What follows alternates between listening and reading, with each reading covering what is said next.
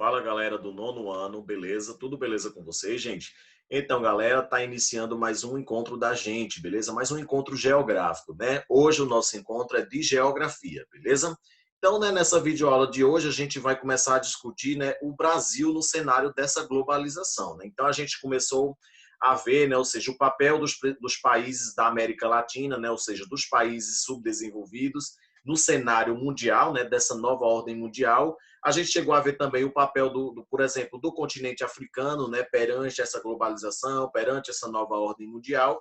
E a gente passa a ver hoje, por exemplo, o Brasil no cenário da globalização, né, de todo esse efeito globalizador do Brasil perante o mundo, né, e qual é o papel do Brasil perante essa globalização, tá bom, galera?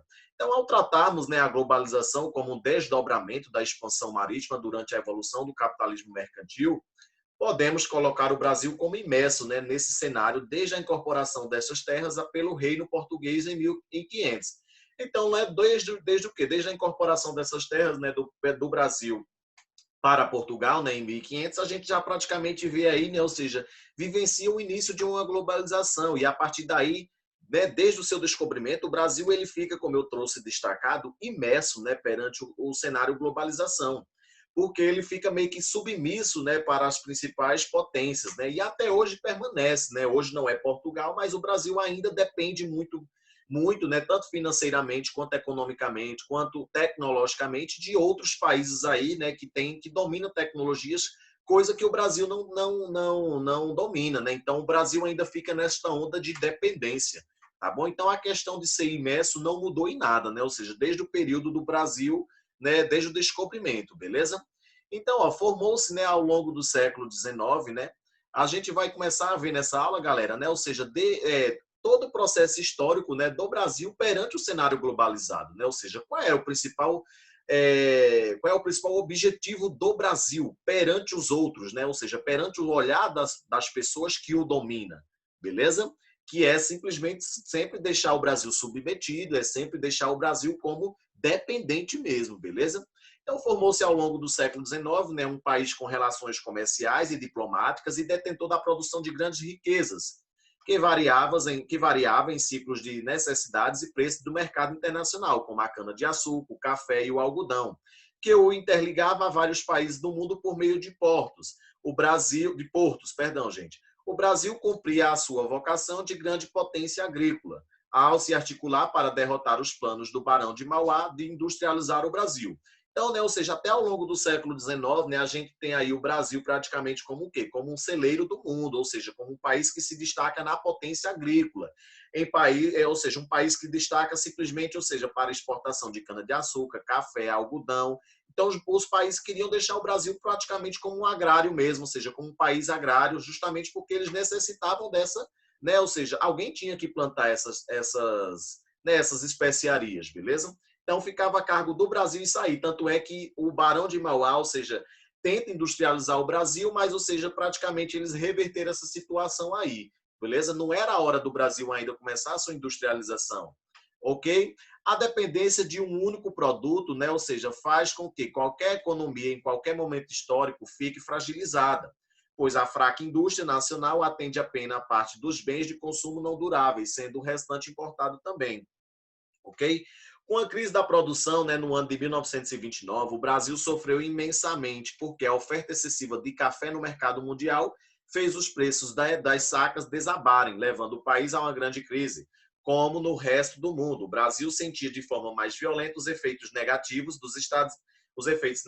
da globalização, pois quando uma crise se instala num país central, como os Estados Unidos, gera uma reação em cadeia em todo o mundo. Então aqui, galera, o professor até inclusive já trouxe exemplos, né, do que foi a Grande Depressão, do que foi a crise de 1929 ou a quebra da Bolsa de Nova York. O professor já explicou muito bem para vocês. Então, os Estados Unidos, que é considerado um país central, né, assolou numa grande crise, ou seja, entrou numa grande crise e os demais países começam a entrar também, porque o topo do mundo, né, praticamente está ali, né, ou seja, na principal economia e potência econômica, que é os Estados Unidos, beleza? Então, o mundo todo começou a entrar nessa grande crise. A crise de 1929 gerou uma onda de industrialização no Brasil, né, devido ao quê? Ao direcionamento dos capitais do café para outras atividades econômicas. o governo passou a incentivar as indústrias, levando esforços para diversificar a produção da economia brasileira. A política era o seguinte, galera, substituição das importações. Passou a sobretaxar fortemente os produtos estrangeiros, ou seja, foram vários investimentos pesados nas indústrias de base, siderúrgica, metalúrgica e petroquímica, e já na década de 1950 o país tinha a possibilidade de iniciar uma implantação de indústrias de bens de consumo duráveis, como automóveis e eletrodomésticos. Então, galera, surgiu o seguinte, a crise estava assolando, ou seja, chegando em todos os países. Então, o Brasil, ou seja, começaram a olhar diferentemente para o Brasil. Então, falaram o seguinte, não, vamos começar a dizer o quê? Não, vamos fazer com que o Brasil diminua suas importações, ou seja, diminui a compra de mercadorias e vamos fazer a industrialização desse país para aumentar as exportações. Beleza? É o quê? Substituição das importações. Diminui as importações e aumenta as exportações, beleza?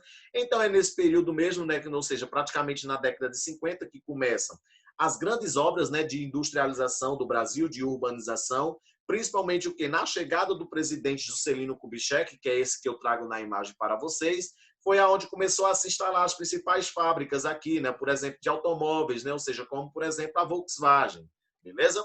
Então, esse período da evolução da economia brasileira coincide com a atuação dos países centrais em promover a expansão, galera, dos capitais das suas empresas, quando foi feita a criação do FMI e do Banco Mundial para sustentar esse projeto.